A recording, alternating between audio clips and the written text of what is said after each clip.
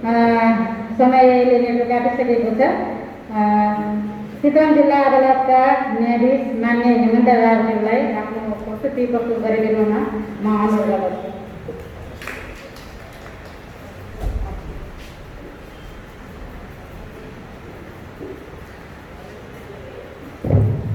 धन्यवाद सरिता म्याडम। आजको यस कार्यक्रमका आदरणीय अध्यक्षज्यू, कार्यक्रमका प्रमुख अतिथि, जिल्ला समन्वय समिति चितवनका प्रमुखज्यू, ल्यायसमा अतिथिको रूपमा आसन ग्रहण गरिरहेका चितवनका जिल्ला अधिवक्ताज्यू, कार्यकर्ता संस्थापक डाक्टर स्मिता योपानीज्यू, मनोज सर र यहाँ उपस्थित सम्पूर्ण विभिन्न सङ्घ संस्थाबाट पाल्नुभएका सामाजिक अभियन्ताहरू, संस्थाका प्रमुखहरू र पत्रकार साथीहरू, म फेरि पनि अब अन्तिममा बोल्दा मेरो लागि बोल्ने बाँकी नै के रहेर भन्ने जस्तो मात्रै मलाई लाग्छ। यो विषयका विज्ञहरू रतन सर र मनोज सर र यो जिल्लाको वस्तुस्थितिको बारेमा प्रमुखज्यूबाट पनि जुन तथ्याङ्कहरू आयो, समग्रमा हाम्रो लागि जान्नुपर्ने बुझ्नुपर्ने कुराहरू निकै नै काफी छन्। तैपनि म अब यो कार्यक्रमलाई मैले अत्यन्त महत्त्व दिएर यो समयमा यो बन्द गराएको, यो समयलाई यो कार्यक्रमलाई मैले न्याय गर्नै पर्दछ। म 1 बजे यहाँबाट हिँड्नुपर्ने मेरो बाध्यता थियो। मैले त्यही कुरा आग्रह गरेको थिएँ, तर म 1 बजेबाट बोल्ने पालो मेरो आउँदैन। यसका लागि म जति समय दिउँला भन्ने सोचेको थिएँ त्यति सायद समय दिन सकिनँ भन्ने मलाई लाग्दैछ। म यस कारणले म पहिले नै माथि चाहन्छु। विषयवस्तु असाध्यै गम्भीर छ, असाध्यै समय सामयिक छ, सान्दर्भिक छ र यसका विषयमा मैले अब कानुनी पाठबाट, न्यायिक पाठबाट मात्रै मैले विश्लेषण गर्नुपर्ने हुन्छ, किनभने यसको सामाजिक पाठमा पुगिसकेको पाठबाट र प्रहरीको तथ्याङ्कबाट धेरै कुरा आइसकेको छ। महिला हिंसाको कुरा छ, त्यसको आत्महत्याको कुरा छ। यसको सन्दर्भले कोभिडको क्राइसिससँग जोडिएको अवस्था नै छ। हामी कानुनको विद्यार्थीहरूले महिला हिंसा मात्र भन्दैनौँ कि महिला हिंसा एउटा सानो पाठ हो। यसको बोर्डर सेन्समा घरेलु हिंसा पर्छ, हिंसा पर्छ, हिंसाभित्र फेरि घरेलु हिंसा पर्छ, घरेलु हिंसाभित्रको एउटा हिंसा महिला हिंसा हो। त्यहाँ बाल हिंसा छ, ज्येष्ठ नागरिकको लागि हिंसा छ, अपाङ्गता भएकाहरूको लागि छ, गर्भवती महिलाहरूको त छुट्टा छुट्टै त्यसलाई सेक्रेटरी गर्दाखेरि फरक आउँछ। अहिलेको कार्यक्रम महिला हिंसा र त्यसबाट सिद्धित हुने आत्महत्याको अवस्था र अहिलेको कोभिड क्राइसिसको यो अवस्थालाई बढाएको अवस्थालाई निर्देशन गरेर एउटा सामाजिक अभियन्ताहरूले समाजमा यस्तो अपराधलाई न्यूनीकरण गर्नका लागि, निर्मूल गर्नका लागि, नियन्त्रण गर्नका लागि के कस्तो भूमिका खेल्नुपर्छ भन्ने विषयमा हामी सामाजिक अगुवाहरूका बिचमा यो बातचित गरेका छौँ। मलाई लाग्छ यो विषयको धेरै थोरै जानकारी हामी सबैलाई, त्यसका केही टेक्निकहरू, टुल्सहरू र यसका विधि विधानका कुराहरूमा चाहिँ हामी अलिकति सजग हुन सक्यौँ भने हाम्रो समाजमा घटिरहेका अप्रिय घटनाहरूलाई कम गर्ने कुरा हाम्रो योगदान रहन सक्छ। त्यसका लागि हामी के गर्न सक्छौँ भन्ने कुरामा म उनीहरू सबै प्रकार चाहन्छु। पहिलो कुरा, हिंसा जुनसुकै कारणले गरेको भए तापनि हिंसा सही हुँदैन, त्यो अपराध नै हुन्छ। हिंसाको कुनै जस्टिफिकेसन हुँदैन। हिंसालाई कुनै पनि तरिकाले पुष्टि गर्न सकिँदैन, पाइँदैन। हिंसा कानुनको अपराध नै हो। त्यो जसले जसलाई रहेको केही हिंसा अपराध नै हुन्छ। त्यसैले घरभित्रको हिंसा होस् या घर बाहिरको हिंसा होस्, त्यसलाई कानुनले अपराध मानेको छ, त्यसलाई दण्डित गर्नुपर्छ, जस्तो दण्डनीय काम हो। त्यसैले हिंसा हाम्रो समाजबाट स्वीकार्य छैन, हुन दिनु हुँदैन। हिंसा तै पनि हुँदैन, किन हुन्छ त? अब हिजो पनि थियो समाजमा हिंसा, हिजो पनि थियो, आत्महत्याका घटना हिजो पनि थिए, अहिले कोभिड क्राइसिसको बेला पनि छ, अझ बढेको छ। यसका लागि के कुराहरू नपुगेका हुन्छ, समाजमा हामीले गर्नुपर्ने कुराहरू कहाँसम्म ल्याकुनाहरू छन् भन्ने विषयमा अहिलेको हाम्रो बौद्धिक क्षेत्रले छलफल गर्नुपर्ने विषय यही छ। खास गरी घरेलु हिंसा भन्ने बित्तिकै घरभित्रका परिवारका सदस्यहरूका बिचमा, नातागोताभित्रका घरेलु व्यवहारसँग सम्बन्धित व्यक्तिहरूका बिचमा घरायसी विवादका कारण हुने हिंसा घरेलु हिंसा। यो भेरी सिम्पल कुरो छ। घरेलु हिंसा हुनका लागि घर परिवारको नातासँग सम्बन्धित र घर व्यवहारसँग जोडिएका मान्छेहरूका बिचको व्यवहार हुने, जो व्यवहार हुनै पर्छ। नभए त्यो हिंसा हुन्छ। हिंसाको लागि कानुनले अर्कै तरिकाले डिल गर्छ। हिंसाभन्दा सानो घेरामा छ अहिले घर परिवारभित्रको हिंसामा छ। समाजमा पनि हिंसा ठुलो खालको क्राइम हो, त्यसलाई कानुनले अर्कै किसिमको दण्डित गर्छ। घर परिवारभित्र जहाँ हामी घर परिवारका सदस्यहरूभित्र माया हुन्छ, स्नेह हुन्छ, करुणा हुन्छ, सद्भाव हुन्छ, संरक्षण हुन्छ, एकअर्काप्रतिको जिम्मेवारी हुन्छ, त्यस्तो अन्तर सम्बन्धित नाता सम्बन्धका मान्छेहरूले जसले भरोसा गर्नुपर्छ, जस्तो सहारामा बस्नुपर्छ, त्यसले नै हिंसा गर्यो भने त्यसको मनमा उत्पन्न हुने पीडा र परिस्थिति बढी पीडादायी हुन्छ। जो आश्रित छ, जसमाथि निर्भर छ, त्यसले नै उसलाई चाहिँ हिंसा गर्न थाल्यो भने त्यो मान्छे गुहारमा चाहन्छ। समाजमा भएको कुरा त नाता नपर्ने मान्छे, स्वतन्त्र मान्छे, आफ्नो कारोबार व्यवसाय गर्ने मान्छे त्यसको प्रतिवाद आफ्नै तरिकाले गर्न सक्छ, प्रतिरोध आफ्नै तरिकाले गर्न सक्छ, त्यसको उपचारका विधिले आफै अप्नाउन सक्छ। तर घर परिवारभित्रकै आर्थिक मान्छेले चाहिँ हिंसा चलाउनु पऱ्यो भने त्यसका लागि उपचारका बाटाहरू त्यति सजिला हुँदैन, किन जाने ठाउँ नै हुँदैन। एक त घटना सार्वजनिकै हुँदैन, घर परिवारभित्रको कुरा छ, घर परिवारको इज्जतको कुरा गर्छौँ हामी। जे भइराखेको छ परिवारभित्रको कुरा बाहिरलाई सुनाएर भनेर के हुन्छ र नहुनेरै बस्छौँ भनेर पीडा सहेरै बस्ने बानी हामीमा बानीहरूको हुन्छ। त्यसले गर्दा पनि हिंसक मान्छेको प्रवृत्ति झनै बढिरहेको छ। किन घटना सार्वजनिक हुँदैन, कानुन जवाफदेहीता वहन गर्नु पर्दैन। मैले जति दमन शोषण गरे पनि मोबिलकै सीमित रहन्छ र यसले अन्याय रहन्छ भन्ने एक किसिमको अवांछित मनोकांक्षाले पनि हिंसकलाई बढी हिंसक बनाइरहेको हुन्छ र पीडित बढी पीडा सहनु पर्ने बाध्यतामा हुन्छ। त्यो अवस्थाको निरन्तरता र पराकाष्ठा पुगेर कहाँ जान्छ भने आत्महत्या गरेर पुग्छ। मान्छेले हिंसा सहँदा आफ्नै भनिएका मान्छेहरूबाट हिंसा सहँदा बाँच्ने सहारा र उपायहरू नदेखेपछि मान्छेले अब मेरो जीवनको सम्भावना सक्यो भन्ने निष्कर्षमा पुग्छ र आत्महत्या गर्न त्यो दुःखद परिस्थिति आउँछ।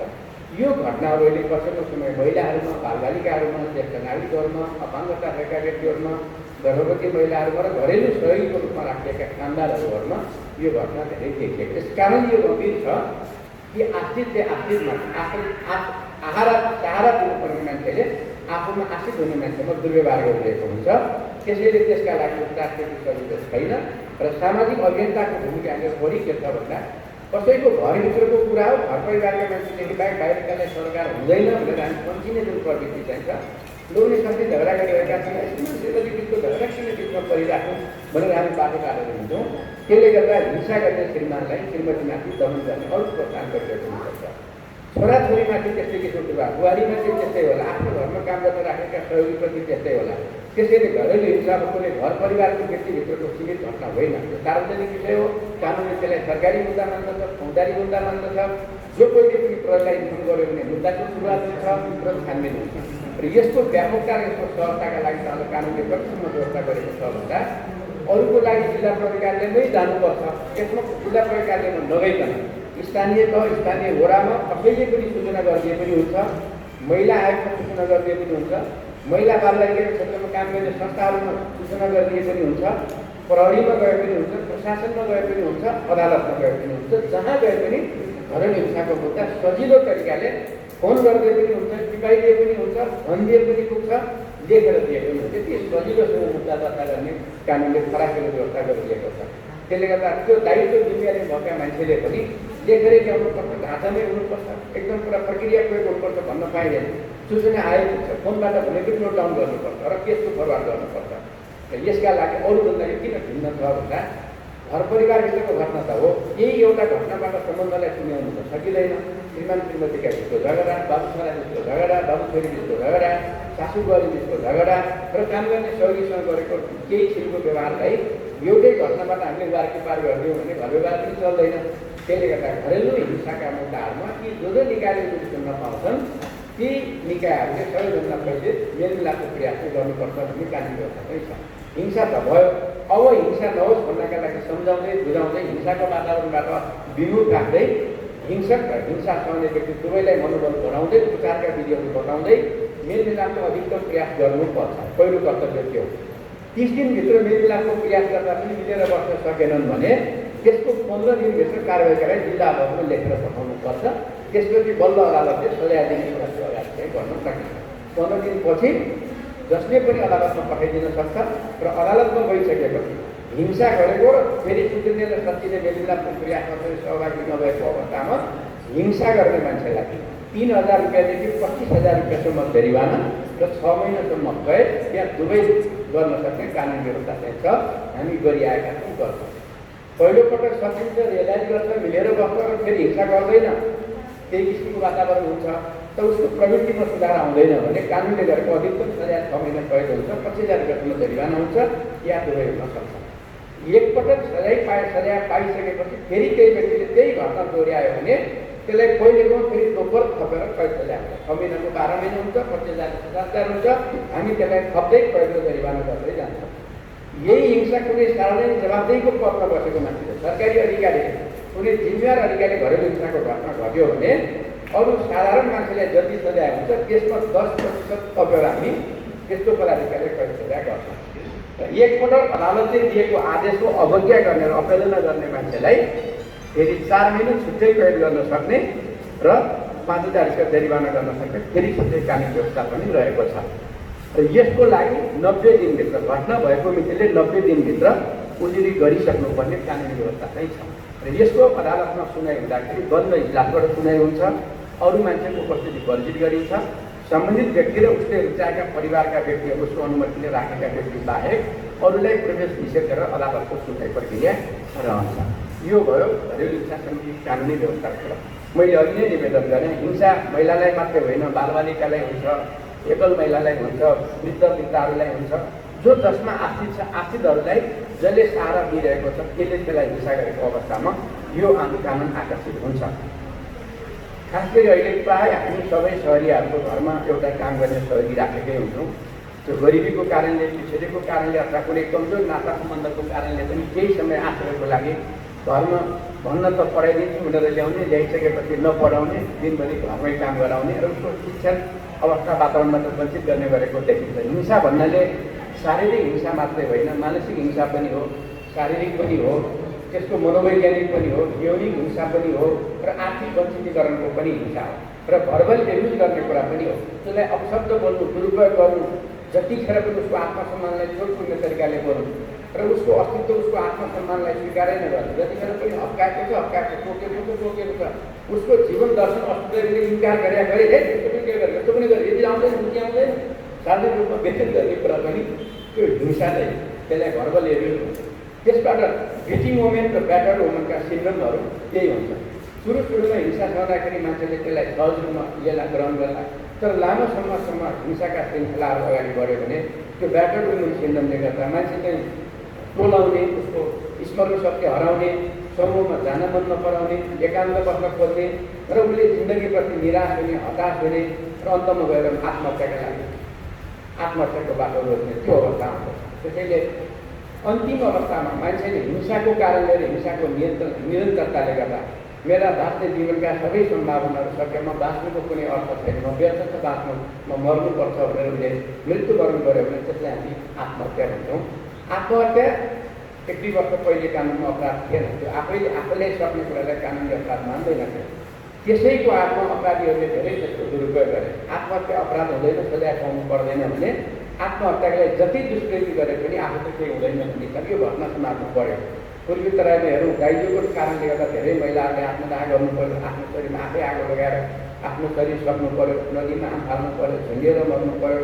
यो सब यस्ता कठिनाइका कारणहरूले गर्दा यो आत्महत्या दुरुस्तान दिने व्यक्तिलाई निरुपार मान्न सकिँदैन। यसको कारण जो, यसको कारक जो, त्यसलाई सजाय गर्नुपर्छ भन्ने विधायिकाले महसुस गरेर अहिले पछिल्लो समय फौजदारी संहिता 2074 लागू भएपछि 2075 साल भदौ 1 गतेदेखि लागू भएको कानुनमा आत्महत्या गर्नु अपराध त होइन, तर आत्महत्याका लागि दुष्कृत गरेर त्यसलाई बाध्य पार्ने व्यक्ति चाहिँ कसुरदार हो भन्ने कानुन व्यवस्था चाहिँ छ।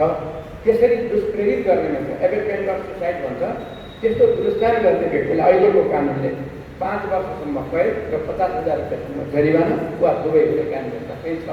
पछिल्लो समय अदालतहरूमा अहिले आत्महत्या दुरुस्तानका मुद्दाहरू दर्ता हुने क्रम बढेको छ। अब कानुन एउटा राम्रो उद्देश्यको लागि आएको थियो।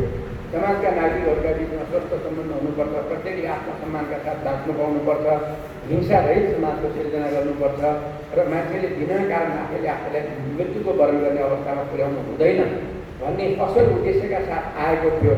तर हाम्रो परिवेश, हाम्रो सन्दर्भमा घर परिवार भएपछि झगडा नहुने परिवार कस्तो होला? श्रीमान श्रीमतीका बिचमा झगडै नहुने, बाबु छोराको बिचमा, छोरी र आमाको बिचमा, सासू र बुहारीको बिचमा, काममा राखेको सहयोगीलाई गाली नै नगर्नु पर्ने, हप्काउनु नै नपर्ने, हातपातै गर्नु नहुने अवस्था भएका परिवारहरू पनि सायद हामी नेपालीहरूको सन्दर्भमा नहोला।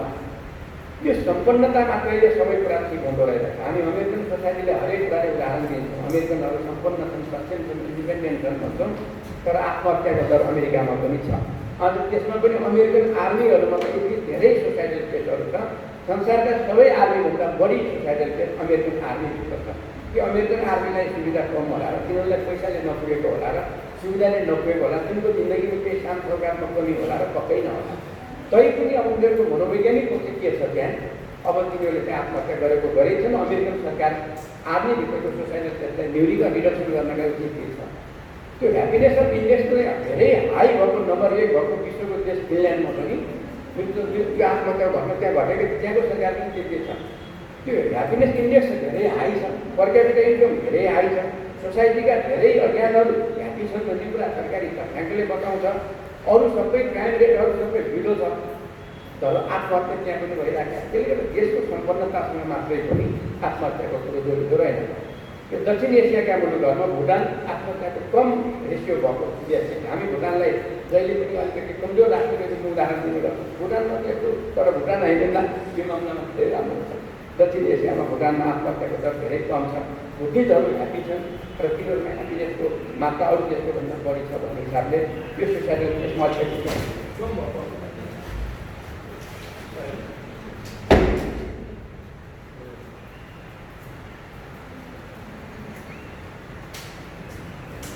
अब आत्महत्याका लागि कारण बन्ने कुराहरूको पहिचान गर्न गाह्रो छ। हामी आत्महत्या गर्छौँ, दुःखद कुरा त हामीले भन्यौँ। आत्महत्याका लागि डिप्रेसन मात्रै एउटा कारण होइन, श्रीमान श्रीमतीको झगडा मात्रै एउटा कारण होइन, र त्यसका साइकेट्रिक पक्षकाबाट मात्रै छैन कि फोर्सफुल्ली कहिलेकाहीँ आफ्नो इमोसन कन्ट्रोल गर्न नसकेको अवस्थामा पनि मान्छे स्ट्रङ फिलिङको मान्छे पनि आत्महत्या गरेका हामीसँग उदाहरण छन्। अब बोयफ्रेन्ड गर्लफ्रेन्डहरू उनीहरूको एफेयर चाहिँ फेलियर भयो, अब आत्महत्या गरेका छन्। त्यहाँ कुनै गरिबीको कुरा चाहिँ छैन, डिप्रेसनको कुरा चाहिँ छैन। अब तत्काल उठेको क्षणिक आवेगलाई कसैले त्यहाँ सम्हाल्न सकेन, सुसाइड गर्थे। आफूले रोजेको केटासँग चाहिँ बाबुआमाले बिहा गरिदिएन, अब त्यहाँ चाहिँ फेरि सुसाइड भएका कुराहरू छन्। आफ्ना राजनीतिक उद्देश्यका मागहरू पुरा नभएपछि अब राजनीतिक धर्ना दिएर सेल्फ ह्युमिलिएसन आत्मदाह गरेका घटना पनि हामीले सुनेकै छौँ। तिब्बतीहरूको कहिलेकाहीँ बेला बेलामा आउँछ आत्मदाहका घटना। त्यो तिब्बतीयहरू मर्नु गर्दा डिप्रेसन होइन, पोलिटिकल पर्छ।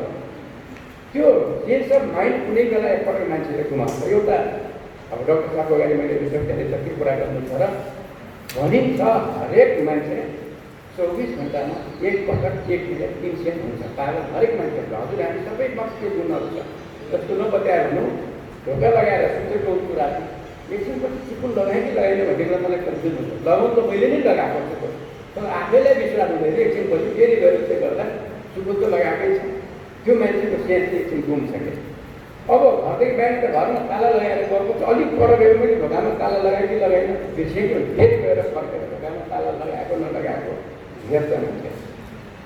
यो सेन्स कसरी आउँछ भन्दा हरेक मान्छेको इन्सानिटीको मात्र केही हुन्छ। त्यो कन्ट्रोल गर्ने तहसम्म छ, मान्छे सर्जन छ। कन्ट्रोल गर्ने तह गुमायो भने मान्छे अलिकति असलहरू देखिने अब्नर्मल देखिने हो। यसका पछाडि अब आश्रितहरूलाई पैसा मैले पठाउनु थियो, मैले पठाएँ। अब मैले भन्ने म तिमीहरूको लागि म खर्च गर्न सकिनँ, तिमीहरू आफै जसुकै गर्छौ गर, आजदेखि तिमीलाई पैसा पठाउनु पनि मैले बन्द गरेँ। मेरो श्रीमतीलाई मैले भनेँ, मेरो श्रीमती चाहिँ आय आर्जन छैन, रोजगारी छैन, मैले पठाइदिएको पैसामा चाहिँ आश्रित गरेर व्यवहार चलाउनु पर्ने छ र मैले पठाउनु बन्द गरेर 2-4 महिना चाहिँ म निर्देश गरेर अनुत्तरदायी भएर जिम्मेवारी गरेँ भने त्यो आर्थिक वञ्चितीकरण अलग अलग ठाउँ बसेको भए तापनि मैले मेरो श्रीमतीलाई आर्थिक रूपले चाहिँ फाइनेन्सियली टर्चर गरेको खर्च, त्यो मेन्टल टर्चर त्यसो हुँदा त्यो फाइनेन्सियल पार्टसँग जोडियो। त्यो पनि के हुनसक्छ, क्राइम हुनसक्छ। श्रीमानले मलाई हेर्न छोड्यो, माया गर्न छोड्यो, जिम्मेवारीबाट अलगियो। अब मेरो आफ्नो भन्ने कुरा केही छैन, म किन बाँच्नु उठेर चाहिँ कसैले आत्महत्या गर्यो भने त्यो एबेटमेन्ट अफ सोसाइटीले त्यो लोग्ने मान्छे चाहिँ दोषी ठर्न सक्छ, किनकि उसको कारणले गर्दा उसको लाइफमा चाहिँ के गरेर असर गर्यो। यद्यपि त्यो मान्छे घटनास्थलमा नहुन पनि सक्छ। घटनास्थलमा हुनु र नहुनुले त्यसमा के फरक पार्दैन। अब पटक पटक उसको इच्छा विरुद्ध शारीरिक शोषण गरिरहेको छ, यौन शोषणहरू गरेर उसको चाहना विरुद्ध चाहिँ यौन शोषण गरिरहेको, उसले बच्चा जन्माउनु चाहँदैन जसले चाहिँ बच्चाको चाहिँ कर गरिराखेको छ, फोर्सफुल्ली रिलेसन राख्न खोजिरहेको छ, जो उसलाई मन पर्दैन, पीडा हुन्छ। त्यस्तो अवस्थामा पनि यो लोकले चाहिँ यसरी बस्नुभन्दा मात्रै यसरी मर्नु नै पर्छ भन्यो भने त्यसको सेक्सुअल एब्युजको कारण उसको मृत्युको कारण बन्न सक्छ। मृत्युको कारणका लागि गोलीबाट झुन्डेरै मरेको हुनुपर्छ भन्ने छैन। नदीमा फालेको हुनसक्छ, शरीरमा आगो लगाएको हुनसक्छ, एसिड बनाएको हुनसक्छ, विभिन्न कारणले आफ्नो त पइजनिङ गरे हुनसक्छ। यी सबै कुराले गर्दा उसले आफ्नो प्राण त्याग गर्नका लागि प्राण त्याग त गर्यो, तर त्यो प्राण त्याग गर्नुपर्ने बाध्यताको अवस्थासम्म पुर्याउने व्यक्तिको कारण पहिचान गर्न अब हामीलाई गाह्रो, सोसाइटीलाई गाह्रो पर्छ।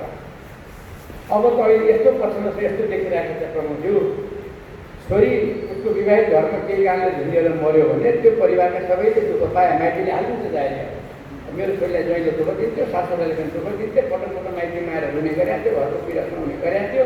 अहिले मरेको खबर सुन्नु पऱ्यो, घर परिवारले सबै मिलेर चाहिँ मार्नुपर्ने अवस्थामा पुर्यायो भने जाहेरी हाल्नेपछि अब ती परिवारका मान्छेको दुःखका दिन सुरु भयो। एकातिर परिवारको सदस्य प्रिय व्यक्ति गुमाएको एकछिन त झगडा भयो होला, त झगडा नहुँ त कसो गर्नु होला। तर झगडाकै कारणले अब मर्नु नै पर्छ भन्ने तब त कसैको इन्टेन्सन त नहुनुपर्छ, तर मर्यो त मरियो। अब तयारी हाल्यो, सासू ससुरा लोग्ने देवर भन्दा भनी सबै त्यो घरको भएका जति सबै मुद्दाको सफेदामा आयो। अब मुद्दा आयो। अब हाम्रो सोसाइटी यस्तो छ कि फेरि एउटा पीडित भनेपछि समूह त्यसमा जोडिहाल्छ फेरि।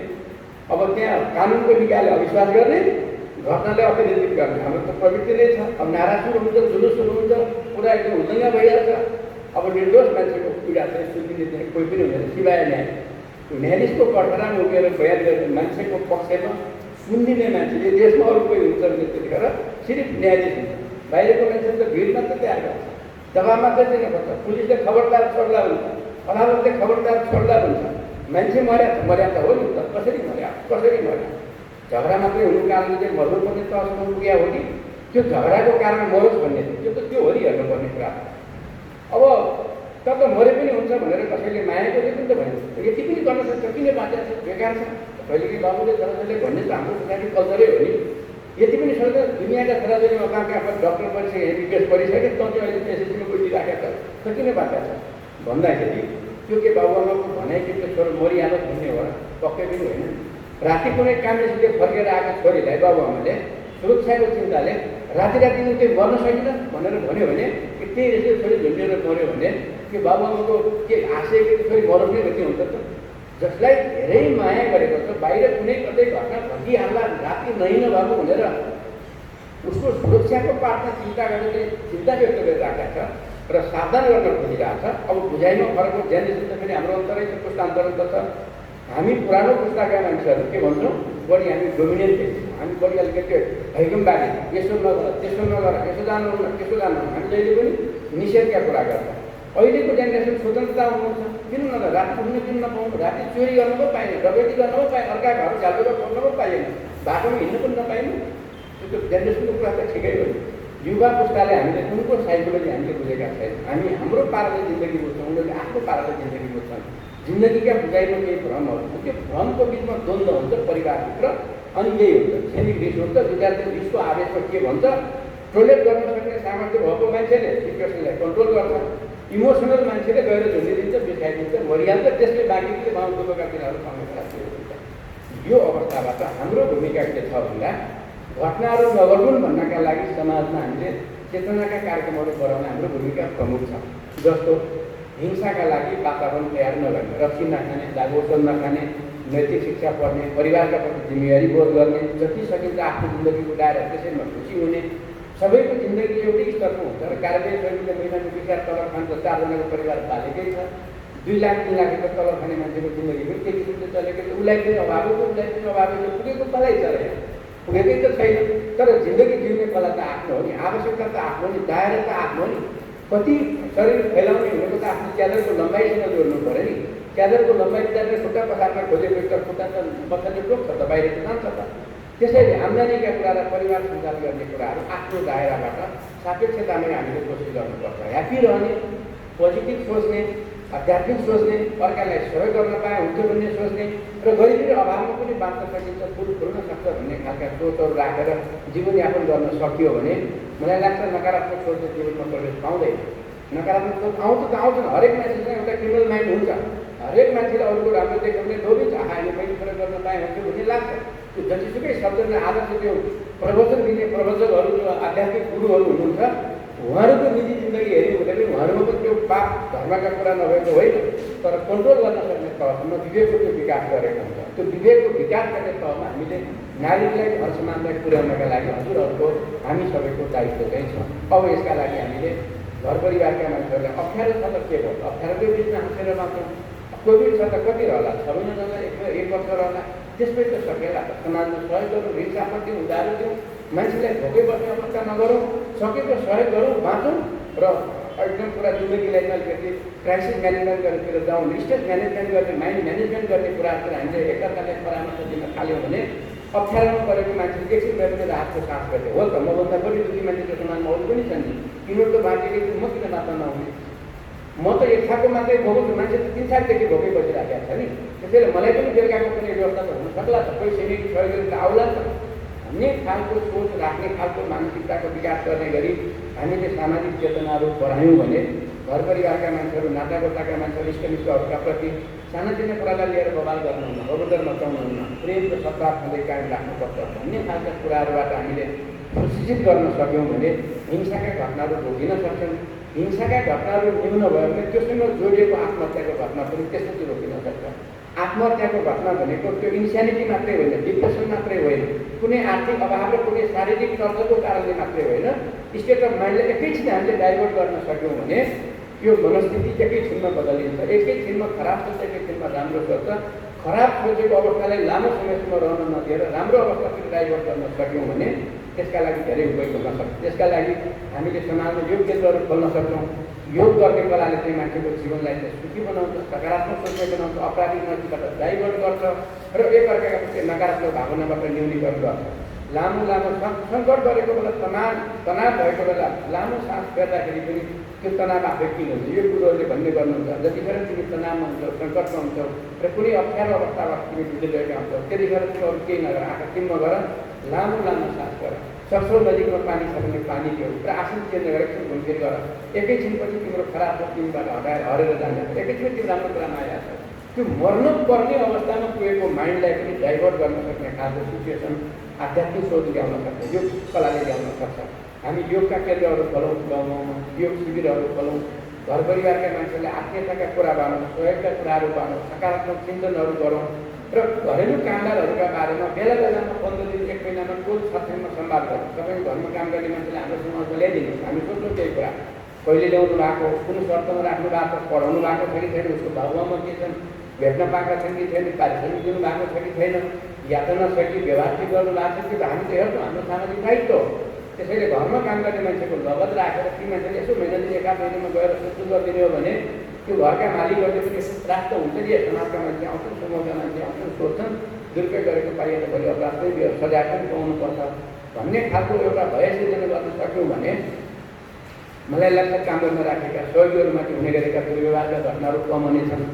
छोराछोरीहरूप्रति अब नेगेटिभ प्यारेन्टिङ होइन कि पोजिटिभ प्यारेन्टिङ हुनु पर्यो। हामी अभिभावकहरूले पनि प्यारेन्टिङ गर्दाखेरि सुरक्षा त हामी सोध्छौँ, तर सुरक्षासँग बच्चाको स्वतन्त्रता पनि त जान्छ, त्यसलाई पनि त हामीले सम्मान गर्नु पऱ्यो। अब हाम्रै पुस्ता हाम्रै जमानाको कुरा गरेर बाहिर जानै हुँदैन, निक्लिँदै हुँदैन, केटा र केटी हुँदैन, सबै कुरा सकिन्छ, सर्वोच्च नै हुन्छ भन्ने खालको त्यति धेरै एकदम पुरा रुट कुराहरूबाट हामी चाहिँ आफ्नो मनोग्रन्थीलाई सञ्चालन गर्न थाल्यौँ। त्यही कुरा बच्चाहरूसँग गर्न थाल्यौँ भने परिवारमा क्ल्यास हुन्छ। क्ल्यास हुँदाखेरि जस्तो दुष्परिणाम बाबामा त्यसको सम्बन्धमा तनाव आउँछ, दरार आउँछ, अलग भएर बस्नुपर्ने, एक्लिएर बस्नुपर्ने, भेट्न नचाहने, सोधेका कुरा बोल्न नचाहने, यस्तो कुरा पनि आउँछ। यो एकान्तवास लामो समयसम्म भयो भने एकान्तवासमा फेरि आत्महत्याको कुरा जोडिन्छ। अब अहिले त फेरि प्रविधिले हामीलाई यस्तो बनाइदिएको छ कि अहिले हामीले चलाउनु नपाएर मात्र चलाएको हरेक मान्छेले यहाँ नेटमा फेसबुकमा अब कुनै म्यासेजमा बस्न व्यस्त हुन्छ, यहाँ कहीँ कतै यस्तो कुरा सुन्नेवाला हुन्छ। हरेक मान्छे नजिककोसँग बोल्दैन, विचार गर्दैन, टाढाको मान्छेसँग रिलेसन राखिरहेको। अमेरिकामा भएको मान्छेले हेलो हवारी भनिराखेका छ, यहाँ नजिक भएको मान्छेले खाए कि खाएन मतलब छैन। आमाले छोराले आमालाई, बाबु हामीलाई खाना के गर्छ हतार चाहिँ के त मतलब छैन। उहाँ बाहिर बसेको साथीलाई खाना खायो कि खाएन, बेकार खायो कि खाएन, के छ कस्तो उसको बारेबाट चिन्ता गर्दा हामी त्यस्तो मेकानाइजेसन डिजिटलाइजेसन। अब हामीले डिजिटलमाथिको निर्भरतालाई पनि अलिकति भ्याली बनाउनु पर्ने अवस्था पनि छ।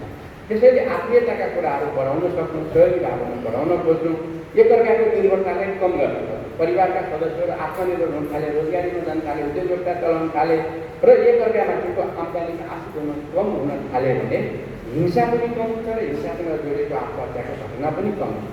अब परिवारमा एकजनाले कमाउने 10 जना त्यसैमा बाँच्नु पर्ने हो भने बाँकी 9 जनाका लागि एकजनाको मनोबली त रहन्छ। मन लागेको चिन्छ, मन लागेको चिन्दैन, उसको मजिले चल्नुपर्छ, उठाएर उठ्नुपर्छ, बस्ने गर्नुपर्छ। यस्तो किसिमको डिपेन्डेन्सीलाई हामीले चाहिँ हिंसाबाट न्यून गर्नका लागि स्वरोजगार बनाउँ, रोजगारीका अवसर सृजना गरौँ, आम्दानीका उपायहरू खोजी गरौँ, बन्द व्यापार उद्योग धन्दाका व्यवसायहरू खराकिलो पारौँ र मान्छेलाई आत्मनिर्भर बनाऊँ र मान्छेका बिचकोलाई सम्बन्धलाई बढी हार्दिकतापूर्ण बनाऊँ। यसो हुन सक्यो भने कर्तव्य र दायित्वका कुराहरू बढी बुझाउन सक्यौँ भने बाबुआमाको छोराछोरीप्रतिको दायित्व र छोराछोरीको बाबुआमाप्रतिको कर्तव्य हामीले बुझाउन सक्यौँ भने हाम्रो घर परिवारमा न त ज्येष्ठ नागरिकले सुरक्षित भएको महसुस गर्नुपर्छ, न त महिलाहरूले हिंसाको पीडा सहनुपर्छ, न बालबालिकाले अवसरबाट वञ्चित हुनुपर्छ, न अपाङ्गता भएका मान्छेहरूले परिवारका सबै मान्छेबाट दयाको बिहे माग्नुपर्ने अवस्था हुनुपर्छ।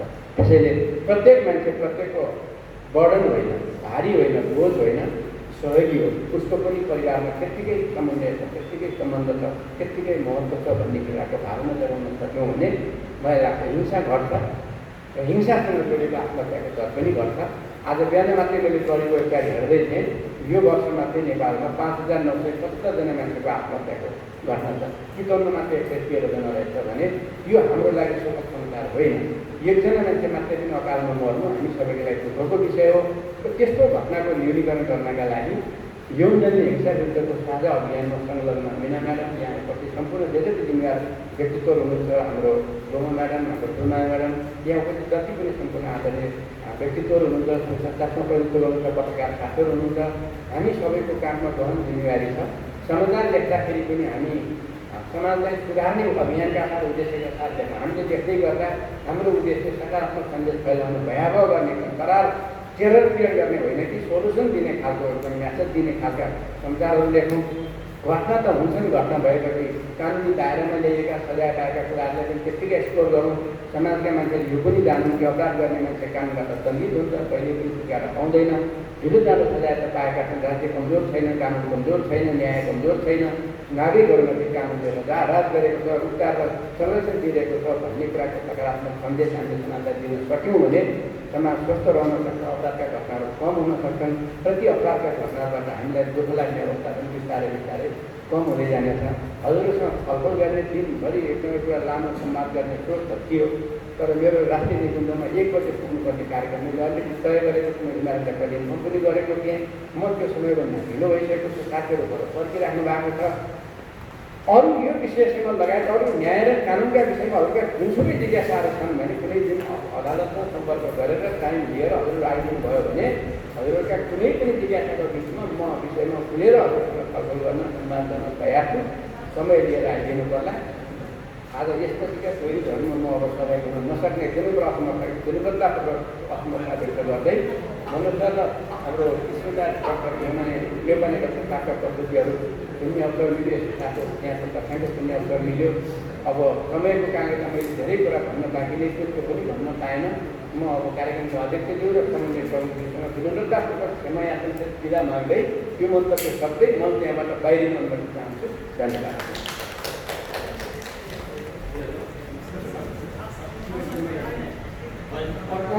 धन्यवाद मान्य न्यायाधीश मान्य हेमन्तराज्यू, यहाँ पटक बिदा पनि हुँदै हुनुहुन्छ। हामीले सम्मानजनक उहाँलाई बिदाई गरिदिन माग्नु गर्छु। तालीले यहाँको तालीको तालीले चाहिँ उहाँलाई बिदाई गरिदिन माग्नु गर्छु। हामी कार्यक्रमको अन्तिम चरणमा छौँ। हामी सबैजना अब 10 मिनट अहिले भ्रमण गऱ्यौँ भने हामी करिब कार्यक्रमको अन्त्य नै गर्नेछौँ 10 मिनटमा। हाम्रो बिचमा आजको हाम्रो कार्यक्रमको प्रमुख अतिथि हाम्रो बिचमा हुनुहुन्छ